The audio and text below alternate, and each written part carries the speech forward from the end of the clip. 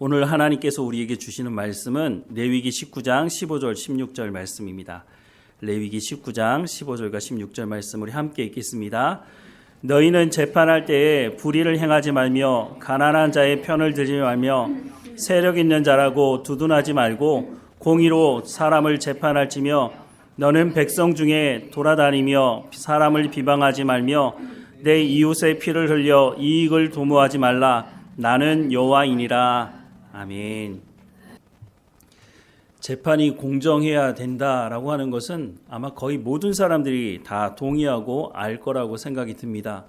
그러면 재판이 공정하게 이루어지고 있느냐라고 질문을 해보면 찬반이 갈라지게 됩니다. 법원에 대한 신뢰도에 대해서 매년 이렇게 조사를 하는데요. 우리나라 법원은 얼마나 사람들이 신뢰를 하는가? 법원이 제대로 된 판결을 한다라고 말하는 사람이 50%가 채 되지 않는다고 합니다. 그렇다고 보면 재판이 공정하게 이루어지지 않고 있다라고 생각하는 사람이 훨씬 많다는 것이죠.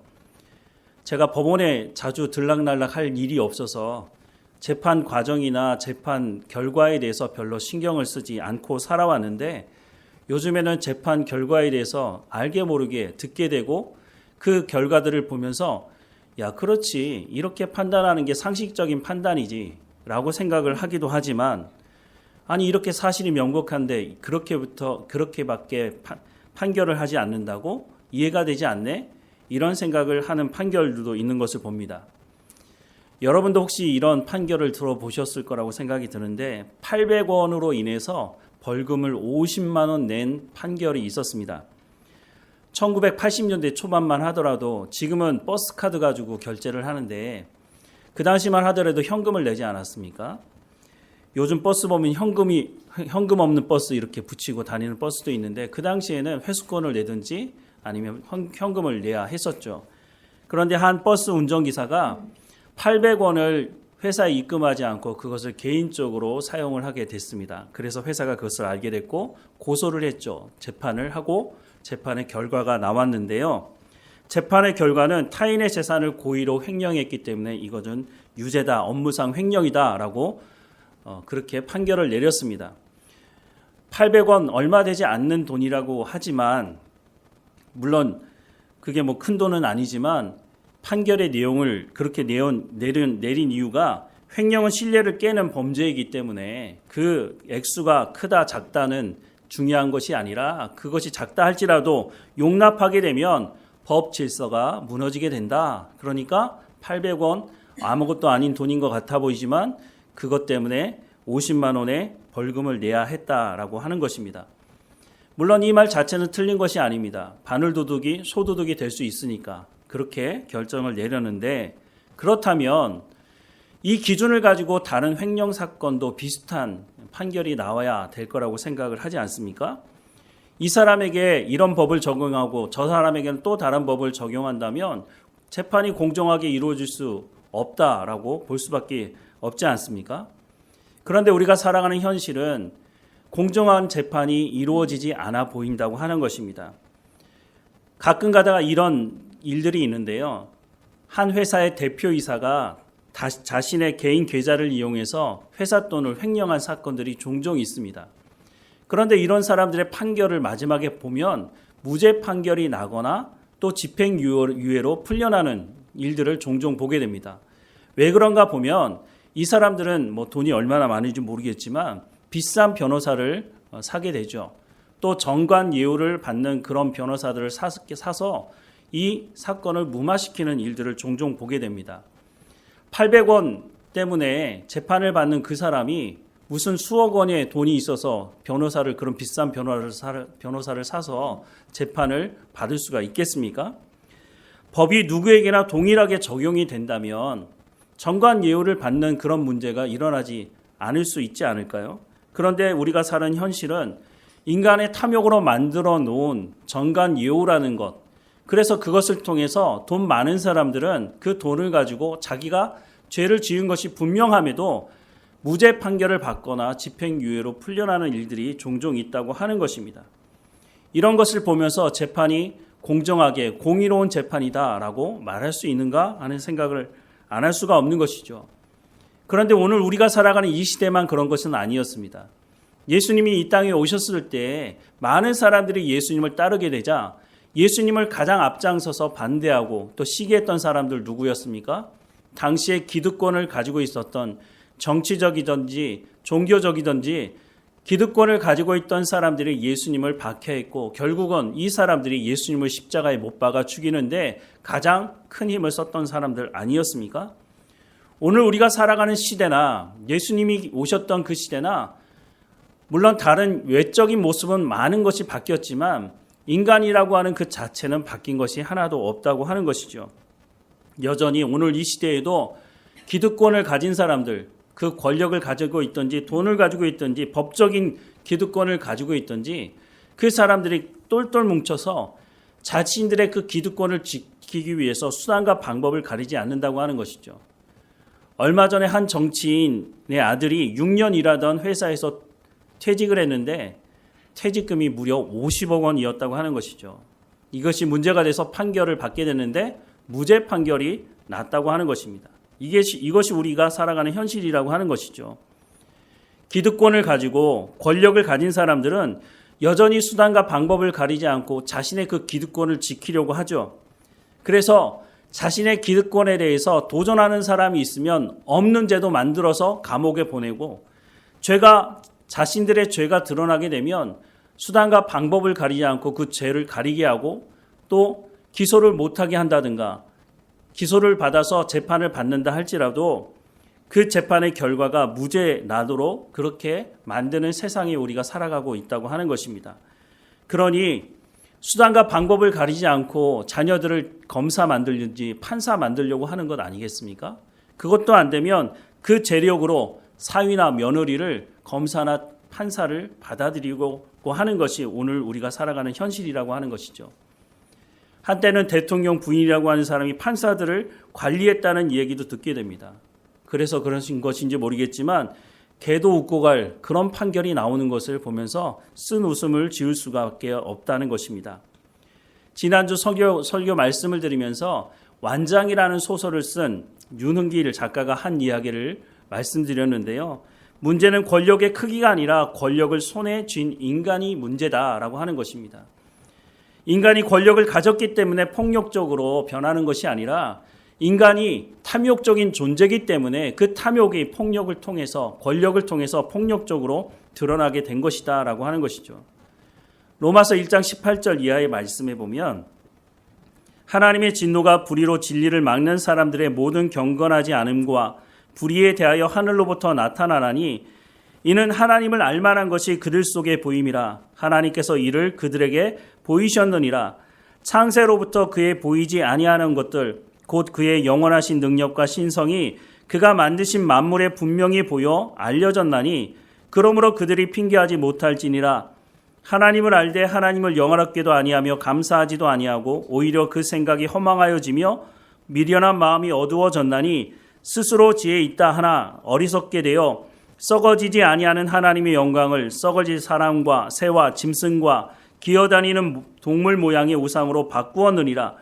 그러므로 하나님께서 그들을 마음의 정욕대로 더러움에 내버려 두사 그들의 몸을 서로 욕되게 하게 하셨으니 이는 그들이 하나님의 진리를 거짓 것으로 바꾸어 피조물을 조물줄보다 더 경배하고 섬김이라. 주는 곧 영원히 찬송할 이시로다. 아멘 하고 말씀을 하고 있습니다. 하나님은 탐욕에 빠진 인간이 하나님께 나올 수 있는 길을 열어주셨다고 말씀하고 있습니다.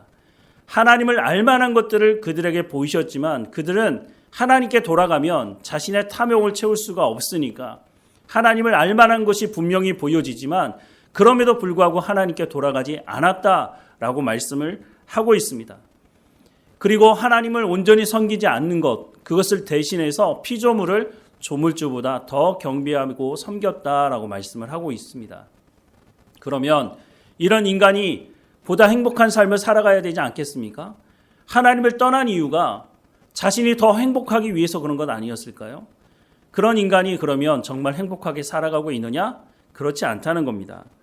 26절, 27절 말씀에 보면 이 때문에 하나님께서 그들을 부끄러운 욕심에 내버려 두셨으니 곧 그들의 여자들도 순리대로 쓸 것을 바꾸어 영리로 쓰며 그와 같이 이 남자들도 순리대로 여자 쓰기를 버리고 서로 향하여 음욕이 불일듯하며 남자가 남자와 더불어 부끄러운 일을 행하여 그들의 그릇 때문에 상당한 보응을 그들 자신이 받았느니라 라고 말씀을 하고 있습니다. 지난주에 인터넷 신문 기사에 이런 제목이 달린 기사가 있었습니다.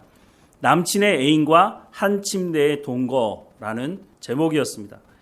우리나라에서 일어난 일은 아니고요. 미국에서 일어난 일인데 한 사람이 이것을 SNS에 올렸다고 합니다.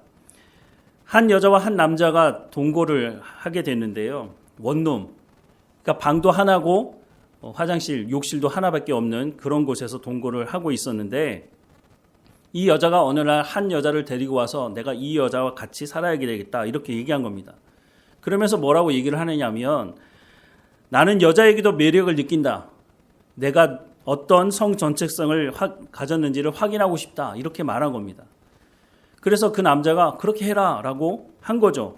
그러니까 방이 따로 분리되어 있는 곳도 아니고 한 침대에서 두 여자와 한 남자가 같이 동거하며 살게 되었다는 겁니다. 근데 그걸 또 자랑 삼아서 SNS에 올린 겁니다. 보통 이렇게 동성애자들은 동성끼리 관계를 맺게 되는데 이 경우에는 한 남자와 한 여자가 한 집에 살고 있으니까 여자가 보통은 남자를 쫓아내고 자기가 내가 레즈비언이니까 내가 그렇게 해야겠다라고 할 텐데 이거는 이것도 아니고 저것도 아니고 상당히 복잡한 일이 벌어지게 되었다는 것이죠. 인간의 죄는 갈수록 상상을 초월하는 죄들을 만들어내는 것으로 보여집니다. 말로는 자신을 찾아가야 된다. 말로는 좋지 않습니까? 내가 누군지 알아야 되겠다. 뭐 좋은 말로 보이지만 그럴싸하게 포장은 하지만 사실은 자신의 쾌락을 위해서 자신의 탐욕을 위해서는 수단과 방법을 가리지 않겠다고 하는 것이죠. 대놓고 하나님의 질서를 창조 질서를 파괴하는 것입니다. 이미 우리가 하나님의 창조 질서를 파괴한 것 때문에 기후 변화를 통해서 전 세계가 엄청난 고통을 당하고 있지 않습니까? 하나님은 사람을 창조하시면서 이 모든 것들을 잘 관리하라고 말씀하셨는데 잘 관리하지 않고 오히려 하나님을 대적하고 창조의 질서를 깨면서 순간적인 쾌락을 위해서 자신의 탐욕을 채우기 위해서 이와 같은 일을 벌이고 있다고 하는 것입니다. 이미 역사 속에서 성적인 탐욕과 쾌락에 빠진 소돔과 고모라가 하나님의 심판을 받았다고 하는 것이 분명하지 않습니까? 그럼에도 불구하고 여전히 자신에게 있는 그 쾌락, 순간적인 쾌락과 탐욕을 쫓아가는 사람들이 적지 않다는 것이죠. 그래서 이런 사람들을 통해서 일어난 결과가 무엇이냐? 28절 이하의 말씀에 보면 또한 그들이 마음에 하나님 두기를 싫어하며 하나님께서 그들을 그 상실한 마음대로 내버려 두사 합당하지 못한 일을 하게 하셨으니 곧 모든 불의, 추악, 탐욕, 악의가 가득한 자요, 시기, 살인, 분쟁, 사기, 악독이 가득한 자요, 수군수군하는 자요, 비방하는 자요, 하나님께서 미워하시는 자요, 능욕하는 자요, 교만한 자요, 자랑하는 자요, 악을 도모하는 자요, 부모를 거역하는 자요, 우매한 자요, 배악하는 자요, 무정한 자요, 무자비한 자라라고 말씀을 하고 있습니다. 이 모든 것들이 인간의 탐욕으로 만들어진 죄악이라고 하는 것입니다.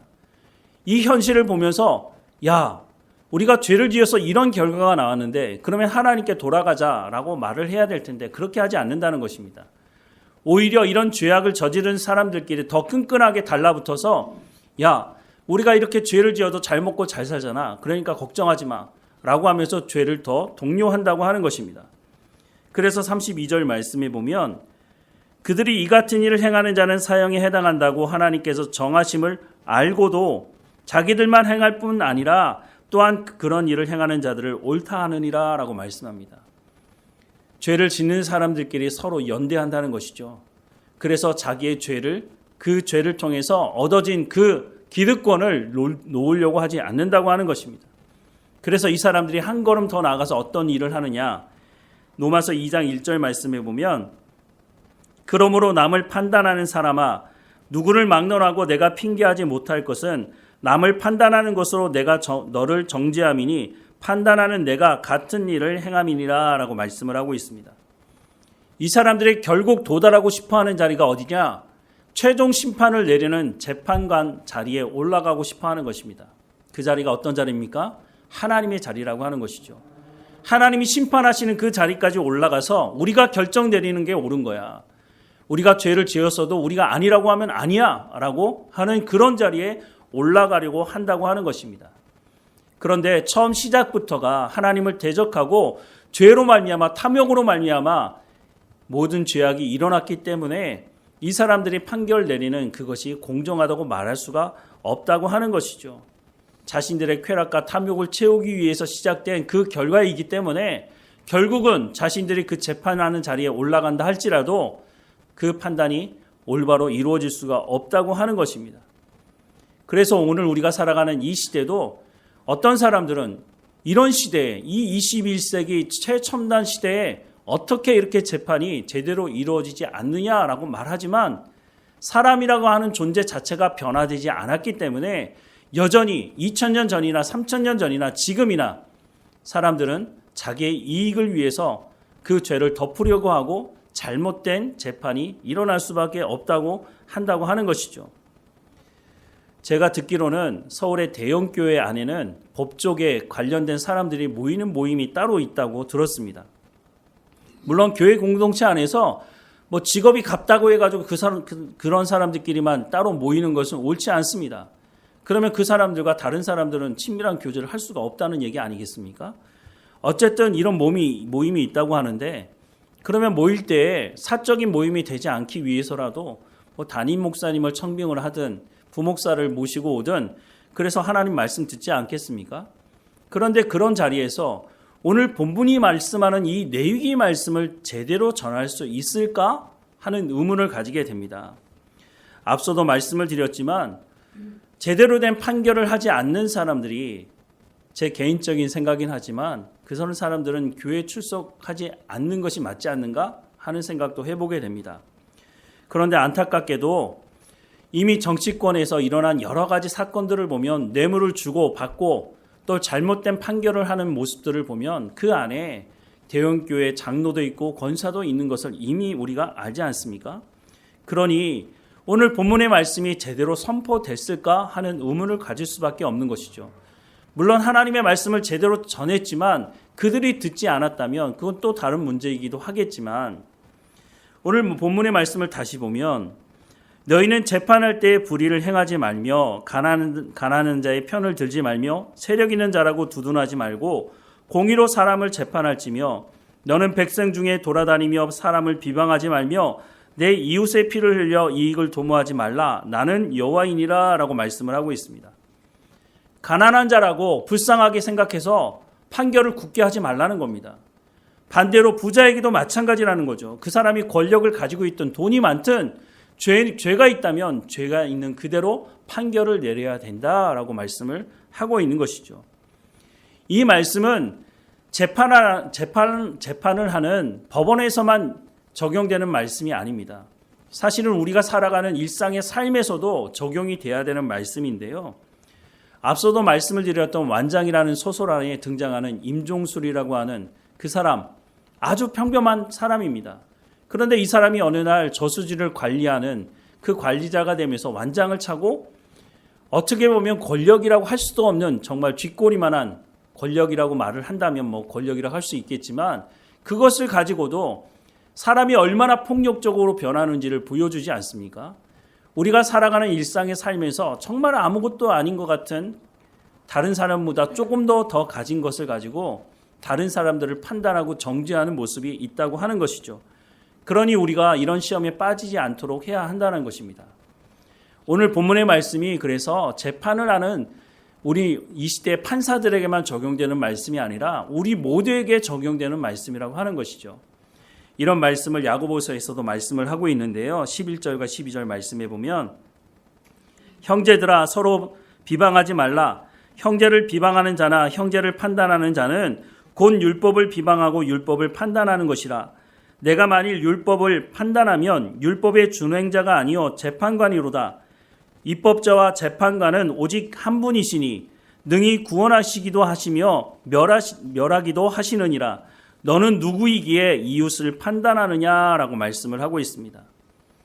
타락한 인간은 자신이 가지고 있는 그 조그마한 권력을 가지고도 다른 사람을 정죄하면서 자신의 기득권을 지키려고 합니다. 자신이 가지고 있는 그 권력, 아무것도 아닌 것처럼 보여지는 그 권력이라도 그것을 지키기 위해서 그 권력에 도전하는 사람들을 정죄하고 밟아 누르려고 하는 것이죠. 엄청난 권력을 가지고 또한 군사력을 가지고 엄청난 돈을 가지고 다른 사람을 찍어 누르는 그런 사람이 아니라 할지라도, 아주 작은 것이라 할지라도 가지고 있는 사람들은 이와 같은 시험에 빠져들 수가 있다고 하는 것입니다. 심지어 예수님을 영접했다고 말하는 교회 안에, 사람들 안에도 이런 일들이 종종 일어난다고 하는 것입니다. 어떤 사람들입니까? 교회에 오래 다녔다고 하는 사람들, 텃세를 부리는 것. 새로운 사람들에게 나 이 교회에 얼마나 다녔는지 알아? 라고 하면서 텃세를 부리는 것도 이 말씀을 순종하지 않는 것이죠. 또 다른 사람들, 직분을 가진 사람들, 그 직분은 섬기라고 준 직분인데 내가 이 교회의 장로야, 내가 이 교회의 권사야, 이렇게 얘기하면서 사람들에게 그 권력을 행사하는 사람들이 있다고 하는 것입니다. 말로는 예수님을 영접했다고 말하고, 예수님을 영접했다고 하는 것은 하나님의 말씀을 듣고 순종하겠다는 것 아닙니까? 예수님이 끊임없이 말씀하는 것이 뭡니까? 자신을 낮추라는 것입니다. 자신을 낮추는 자가 큰 자라고 예수님께서 말씀하시는 말씀이 있음에도 불구하고 그 말씀은 뒷전에 두고 자기가 가지고 있는, 또 자기가 누려왔던 그것을 도전하는 사람이 있으면 교회 안에서도 그 사람을 찍어 누르려고 한다고 하는 것입니다. 야고보서 말씀해 보면 이 일을 해결한 길을 말씀하고 있는데요. 야고보서 1장 1절부터 11절 말씀인데 우리 같이 읽어보겠습니다. 하나님과 주 예수 그리스도의 종 야고보는 흩어져 있는 12지파에게 문안하노라. 내 형제들아, 너희가 여러 가지 시험을 당하거든 온전히 기쁘게 여기라. 이는 너희 믿음의 시련이 인내를 만들어내는 줄 너희가 알미라. 인내를 온전히 이루라. 이는 너희로 온전하고 구비하여 조금도 부족함이 없게 하려 함이라. 너희 중에 누구든지 지혜가 부족하거든 모든 사람에게 후히 주시고 꾸짖지 아니하시는 하나님께 구하라. 그리하면 주시리라. 오직 믿음으로 구하고 조금도 의심하지 말라. 의심하는 자는 마치 바람에 밀려 요동하는 물결 같으니 이런 사람은 무엇이든지 주께 얻기를 생각하지 말라. 두 마음을 품어 모든 일에 정함이 없는 자로다. 낮은 형제는 자기의 높음을 자랑하고 부한 자는 자기의 낮아짐을 자랑할지니 이는 그가 풀의 꽃과 같이 지나감이라. 해가 돋고 뜨거운 바람이 불어 풀을 말리면 꽃이 떨어져 그 모양의 아름다움이 없어지나니 부한 자도 그 행한 일에 이와 같이 쇠잔하리라 라고 말씀하고 있습니다. 야고보서는 예수 믿지 않는 사람에게 쓴 서신이 아닙니다. 이미 예수님을 믿는 사람들에게 쓴 서신입니다. 야고보서를 많은 사람들이 오해하는 것이 행함이 없는 믿음은 죽은 것이다 라고 하는 것이 주제인 것처럼 말씀을 하는데 그렇지 않습니다. 야고보서는 크게 세 가지 시험에 대해서 말씀을 하고 있고 그 시험을 어떻게 하면 이길 수 있느냐라고 하는 것을 말씀하고 있습니다. 이 시험은 모든 그리스도인들이 당하게 될 수 있는 시험이다. 그러니까 너희가 이것을 알아야 된다라고 하며 쓴 서신인데요. 그 시험 중에 한 시험이 무엇이느냐? 기득권을 가지고 있는 사람, 그 기득권이 권력이 될 수도 있고 돈이 될 수도 있고 지식이 될 수도 있는데 이런 것들을 가지고 있는 사람들이 교만하지 말고 다른 사람을 판단하고 정죄하지 말아야 된다라고 하는 것입니다. 우리가 예수 믿는다고 하면서 우리가 가진 것이 다른 사람보다 조금 더 있다고 생각할 때에 교회 안에서도 다른 사람을 판단하고 정죄하는 일이 일어날 수 있기 때문에 누구든지 이 시험에 들 수 있기 때문에 우리가 그 시험에 빠지지 말아야 된다라고 말씀을 하고 있습니다. 야고보뿐만 아니라 바울도 이것에 대해서 어떻게 하면 이 시험을 이길 수 있는지에 대해서 말씀을 하고 있는데 골로새서 3장 말씀입니다. 같이 읽어보겠습니다. 그러므로 너희가 그리스도와 함께 다시 살리심을 받았으면 위의 것을 찾으라. 거기는 그리스도께서 하나님 우편에 앉아 계시느니라. 위의 것을 생각하고 땅의 것을 생각하지 말라. 이는 너희가 죽었고 너희 생명이 그리스도와 함께 하나님 안에 감추어졌음이라. 우리 생명이신 그리스도께서 나타나실 그때에 너희도 그와 함께 영광 중에 나타나리라. 그러므로 땅에 있는 지체를 죽이라. 곧 음란과 부정과 사욕과 악한 정욕과 탐심이니 탐심은 우상 숭배니라. 이것들로 말미암아 하나님의 진노가 임하느니라. 너희도 전에 그 가운데 살 때에는 그 가운데서 행하였으나 이제는 너희가 이 모든 것을 벗어버리라. 곧 분한과 노여움과 악의와 비방과 너희 입에 부끄러운 말이라. 너희가 서로 거짓말을 하지 말라. 옛사람과 그 행위를 벗어버리고 새 사람을 입었으니 이는 자기를 창조하신 이의 형상을 따라 지식에까지 새롭게 하심을 입은 자니라. 제가 하나님의 말씀을 가까이 하라고 강조하는 것은 될 것도 아닙니다. 성경이 그렇게 말씀하고 있습니다. 제 주장이 아니라 하나님께서 하나님의 말씀으로 우리의 지식까지 새로워져야 된다라고 말씀을 하고 있습니다. 이 말씀은 하나님의 말씀을 듣고 믿고 순종하는 삶을 살아가야 된다라고 말씀하는 것입니다. 그런데 사실 신앙생활 하시는 분들 중에 이 말씀을 모르는 분은 없을 것입니다.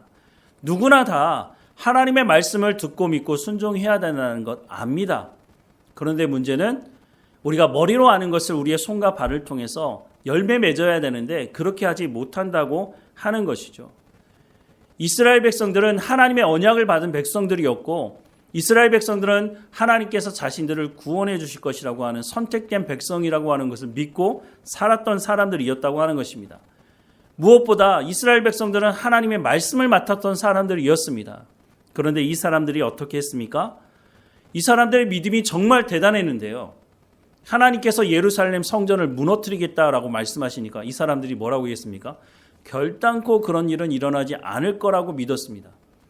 하나님은 예레미야 선지자를 통해서 바벨론 포로로 붙잡혀가게 될 거라고 말씀을 하셨는데 이 사람들은 결단코 그런 일이 일어나지 않을 거라고 믿음을 가지고 살았던 사람들이었다고 하는 것입니다.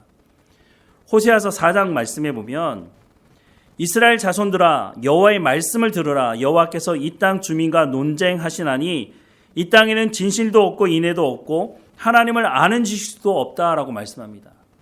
그런데 이스라엘 백성들은 그렇게 생각하지 않았죠. 우리만큼 하나님을 잘 아는 백성이 없지. 그러니까 우리만 선택받았고 우리만 구원받을 거야. 이렇게 생각을 했다는 겁니다. 그런데 하나님은 뭐라고 말씀하셔요? 하나님을 아는 지식이 없다라고 말씀하고 있습니다. 오직 저주와 속임과 살인과 도둑질과 간음뿐이요 포악하여 피가 피를 뒤이음이라. 그러므로 이 땅이 슬퍼하며 거기 사는 자와 들짐승과 공중에 나는 새가 다 쇠잔할 것이요 바다의 고기도 없어지리라. 그러나 어떤 사람이든지 다투지도 말며 책망하지도 말라. 내 백성들이 제사장과 다투는 자처럼 되었음이니라. 너는 낮에 넘어지겠고 너와 함께 있는 선지자는 밤에 넘어지리라. 내가 내 어머니를 멸하리라. 내 백성이 지식이 없으므로 망하는도다. 내가 지식을 버렸으니 나도 너를 버려 제사장이 내 제사장이 되지 못하게 할 것이요 내가 내 하나님의 율법을 잊었으니 나도 내 자녀들을 잊어버리리라 라고 말씀을 하고 있습니다. 하나님을 아는 지식이 없어서 망하는 사람 누구라고 가르칩니까? 이스라엘 백성들이라고 말씀하고 있다고 하는 것이죠. 오늘 우리도 마찬가지입니다. 우리가 입으로는 하나님을 안다고 말하고 하나님의 말씀을 안다고 말하지만 그 말씀이 우리의 삶을 통해서 열매 맺지 못한다면 하나님 보시기에는 그것은 알지 못하는 것이다 라고 말씀을 하고 있다고 하는 것입니다.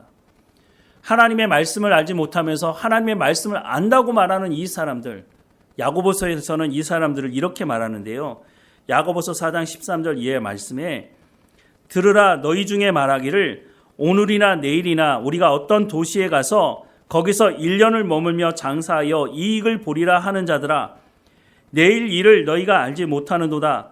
너희 생명이 무엇이냐? 너희는 잠깐 보이다가 없어지는 안개니라. 이제도 너희가 허탄한 자랑을 하니 우리가 그러한 자랑은 다 악한 것이라. 그러므로 사람이 선을 행할 줄 알고도 행하지 아니하면 죄니라 라고 말씀을 하고 있습니다. 앞으로는 하나님 앞에서 우리가 하나님의 은혜로 말미암아 성공했다고 말하지만 속으로는 그렇지 않다는 것입니다. 내가 똑똑해서 내가 운이 좋아서 이렇게 성공한 거지 이렇게 말하는 사람들을 일컬고 있는 것입니다. 그러니 자신보다 적게 가지고 있는 사람들, 그것이 권력이든 돈이든지 지식이든지 자신보다 적게 가지고 있는 사람들을 판단하는 미련한 짓을 하게 된다는 것입니다. 그런데 하나님이 이 사람들을 향해서 뭐라고 말씀하신다고요?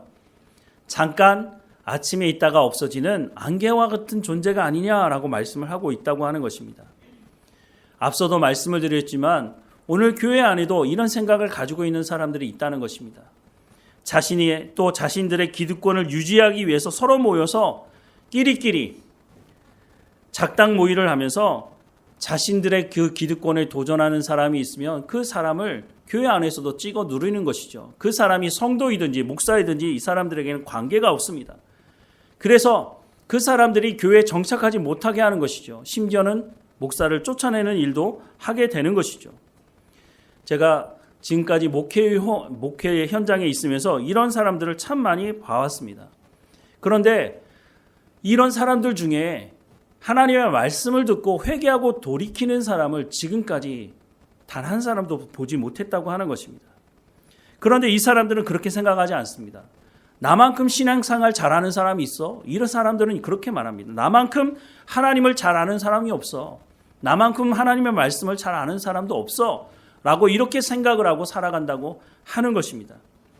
17절 말씀에 뭐라고 말씀하고 있습니까? 그러므로 사람이 선을 행할 줄 알고도 행하지 아니하면 죄라고 말씀하고 있습니다. 이 사람들이 하나님의 말씀을 전혀 모르느냐? 그렇지는 않습니다. 그런데 하나님의 말씀을 제대로 알지 못하고 자기가 생각하는 자기의 편리대로 하나님의 말씀을 악용하며 살아간다고 하는 것이죠. 정말 심각한 것은 이 사람들이 하나님의 말씀을 듣는 자리에서도 하나님의 말씀을 듣지 않는다는 것입니다. 양심의 화인을 맞은 것인지는 알 수 없지만 분명한 것은 하나님의 말씀을 저도 부단히 전하고 하나님의 말씀을 전하지만 이 사람들은 전혀 하나님의 말씀을 듣고 하나님의 말씀대로 회개하고 돌이키지 않는다고 하는 것입니다. 이 사람들은 교만하고 또한 무례한 모습을 보입니다. 하나님의 말씀을 한 귀로 듣고 한 귀로 흘리는 것이죠. 이런 사람들을 향해서 성경은 이렇게 경고하고 있습니다.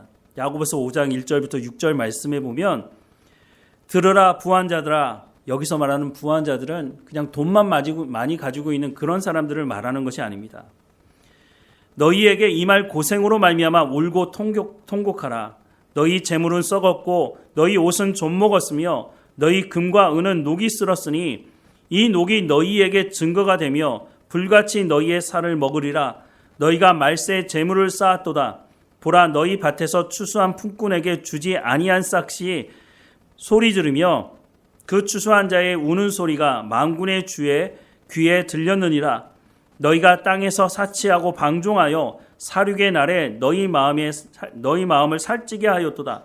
너희는 의인을 정죄하고 죽였으나 그는 너희에게 대항하지 아니하였느니라 라고 말씀을 하고 있습니다.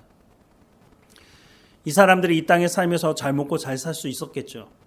자신들이 가지고 있는 그 권력과 돈을 가지고 좀 더 잘 먹고 좀 더 잘 살 수 있었는지 모르지만 하나님은 그들을 향해서 심판을 하시겠다라고 말씀을 하고 있다는 것입니다. 오늘 본문의 말씀을 다시 한번 보면 너희는 재판할 때에 불의를 행하지 말며 가난한 자의 편을 들지 말며 세력 있는 자라고 두둔하지 말고 공의로 사람을 재판할지며 너는 내 백성 중에 돌아다니며 사람을 비방하지 말며 내 이웃의 피를 흘려 이익을 도모하지 말라. 나는 여호와이니라 라고 말씀을 하고 있습니다. 우리는 교회 안에서 어떤 마음을 가지고 행하고 있습니까? 불의를 행하면서도 그것이 불의인지 모르고 하나님의 말씀을 듣지 못하고 살아가고 있지는 않습니까? 예수님께서 누가복음에서 이런 말씀을 하신 적이 있습니다. 23절 이하의 말씀에 보면 어떤 사람이 여짜오되 주여 구원을 받는 자가 적으니이까 그들에게 이르시되 좁은 문으로 들어가기를 힘쓰라. 내가 너희에게 이르노니 들어가기를 구하여도 못하는 자가 많으니라. 집주인이 일어나 문을 한번 닫은 후에 너희가 밖에 서서 문을 두드리며 주여 열어주소서 하면 그가 대답하여 이르되 나는 너희가 어디서 온 자인지 알지 못하노라 하리니 그때 너희가 말하되 우리는 주 앞에서 먹고 마셨으며 주는 또한 우리의 길거리에서 가르치셨나이다 하나 그가 너희에게 말하여 이르되 나는 너희가 어디서 왔는지를 알지 못하노라. 행악하는 모든 자들아 나를 떠나가라 하리라. 너희가 아브라함과 이삭과 야곱과 모든 선지자는 하나님의 나라에 있고 오직 너희는 밖에 쫓겨난 것을 볼 때에 거기서 슬피 울며 이를 갈리라. 사람들이 동서남북으로부터 와서 하나님의 나라 잔치에 참여하리니 보라, 나중된 자로서 먼저 될 자가 있고 먼저 된 자로서 나중될 자도 있느니라 하시더라 라고 말씀을 하고 있습니다. 예수님께서 좁은 문으로 들어가라 라고 말씀을 합니다. 이 말이 무슨 말일까요? 오늘 본문의 말씀대로 순종하며 살아가는 것이 쉽지 않다는 것입니다. 왜냐하면 우리가 살아가는 세상은 탐욕과 자신의 쾌락을 위해서 수단과 방법을 가리지 않고 재판도 굽게 하고 공의로운 재판을 행하지 않는 세상이기 때문이라고 하는 것입니다. 우리가 이런 가운데 있을 때 우리 가운데 분노가 일어날 수도 있겠죠. 하지만 성경은 원수 갚는 것을 하나님께 맡겨두라고 말씀하시고 우리가 행할 길을 행하라고 말씀하고 있습니다. 우리도 똑같이 네가 나한테 이렇게 했어? 그러면 나도 너를 내가 재판할 수 있을 때 내가 이렇게 할 거야. 그렇게 하지 말라고 말씀하십니다. 쉽지 않은 길입니다. 하나님의 말씀대로 순종하는 길, 더딘 길이고 우리가 생각하는 것만큼 빨리 열매가 맺어지지 않는 길일 수도 있습니다. 하지만 하나님 분명히 말씀하는 길이고 하나님은 말씀하신 것을 반드시 성취하는 분이시기 때문에 우리가 하나님의 말씀을 붙들고 살아간다면 하나님께서 우리를 칭찬하실 것이고 하나님이 우리를 인정하실 것이라고 하는 것입니다. 그렇지 못할 때에 우리가 마지막 날 주 앞에 서지 못하고 쫓겨나서 슬피 울며 이를 가는 일이 있을 수도 있다고 하는 경고의 말씀을 우리가 들어야 할 것입니다. 지금까지 잘해왔으니 앞으로도 잘하라는 말씀을 하고 있는 것이지 네가 그런 자리로 갈 수 있으니까 경고하는 말씀이니 우리가 이 말씀에 귀를 기울여야 한다고 하는 것입니다. 하나님께서 내게 주신 것이 어떤 것입니까? 그것에 대한 감사를 잃어버리지 마시고 그것을 가지고 다른 사람을 판단하고 정죄하는 것으로 사용하지 마시고 그것을 가지고 예수님이 이 땅에 오셔서 생명을 살리셨던 것처럼 우리도 생명을 살리는 일을 행하라고 말씀을 하고 있습니다. 이 말씀을 따라서 우리가 순종함으로 하나님으로부터 칭찬 듣는 또한 우리가 공동체로 모여 하나님 앞에 예배하고 있사오니 이 공동체가 하나님 앞에 칭찬 듣는 공동체가 되기를 서로를 존중하는 하나님의 마음을 기쁘게 하는 공동체가 되기를 주님의 이름으로 축원합니다. 우리 다 함께 결단의 찬송 이후에 결단의 기도를 드리겠습니다.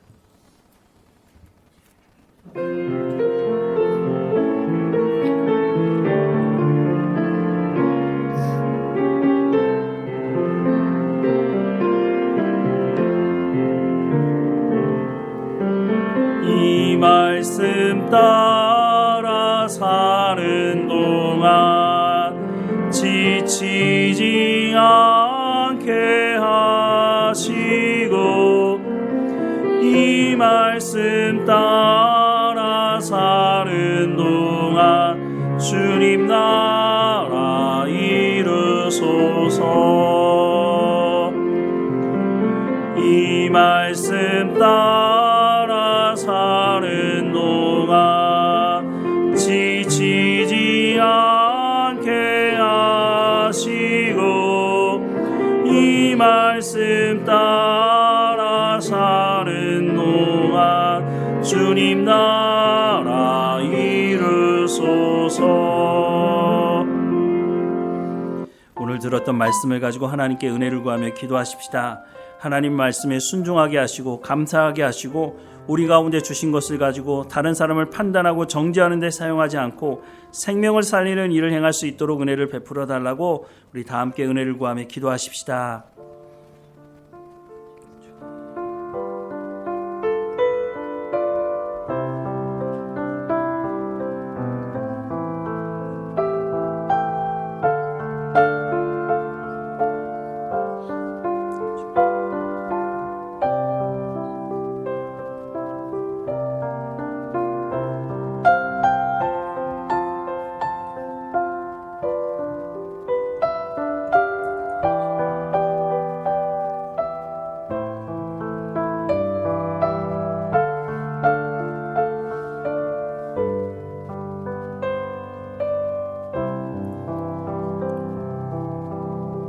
사랑하는 하나님, 나중된 자로서 먼저 될 자가 있고 먼저 된 자로서 나중될 자가 있다고 말씀하시는 말씀을 듣게 됩니다.